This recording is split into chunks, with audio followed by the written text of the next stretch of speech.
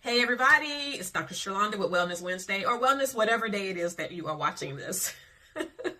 I was reflecting on a conversation, very intriguing conversation, and the topic of the conversation is when you are in a low space, like when you're processing or dealing with some challenges in life, which we all do, make sure that you don't swing so far to the edge of pulling away that you risk losing the relationships that you had with people who are truly part of your support system. For example, I am often promoting that people take time to process, whether that's working with a professional therapist, if that's like pastoral counseling, or just journaling, whatever the case may be. Like, definitely do it, because the flip side of that is that you constantly just go through life and you never stop and reflect on where you are. That's not good either. The reason why it's important to still stay connected to your support system, even if it's just a little bit,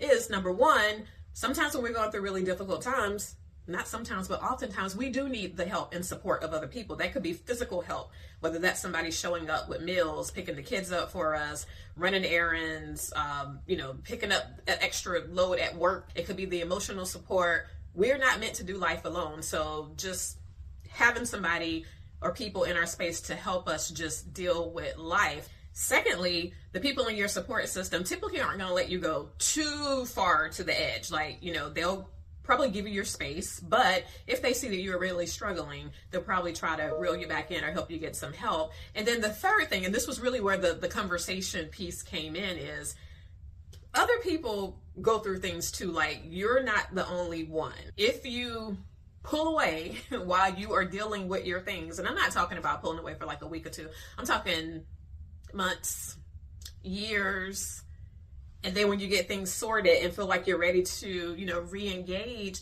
those relationships have changed. The people that you pulled away from, they have continued on to live life. The world has continued to spin.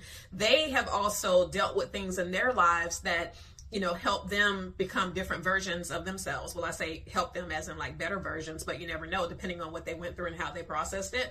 It may not be a better version. But the point I'm making is that the expectation that you come back to re-engage and expect those relationships to be the same, that's not a realistic expectation. And so the conversation that was being had is about people who have done just that, who pulled away from the support system and then came back and found out that, things had shifted and the person began to struggle with that. So my encouragement and advice to you today would just be, number one, yes, absolutely take the time that you need.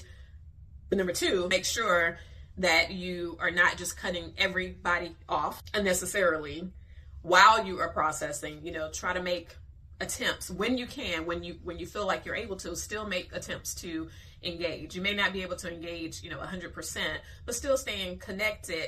And another thing that I forgot to say that I'm gonna say now is, sometimes when we are going through a really hard time, part of the medicine of getting better is to provide support to other people when we can. Sometimes that's very helpful for us. It helps us to heal when we're able to show up and still find fulfillment in being there for other people. There's multiple reasons to still be involved and engaged when you can. Sometimes you just can't. Sometimes it's just like, I have nothing to give, and that's okay. But again, that shouldn't be a space that you're in for months and for years. And if so, you do need the help of a professional, because that is suffering. All of us are going to go through difficult times, but to continue to suffer for years on end, that is not what God intended for us to do in this life.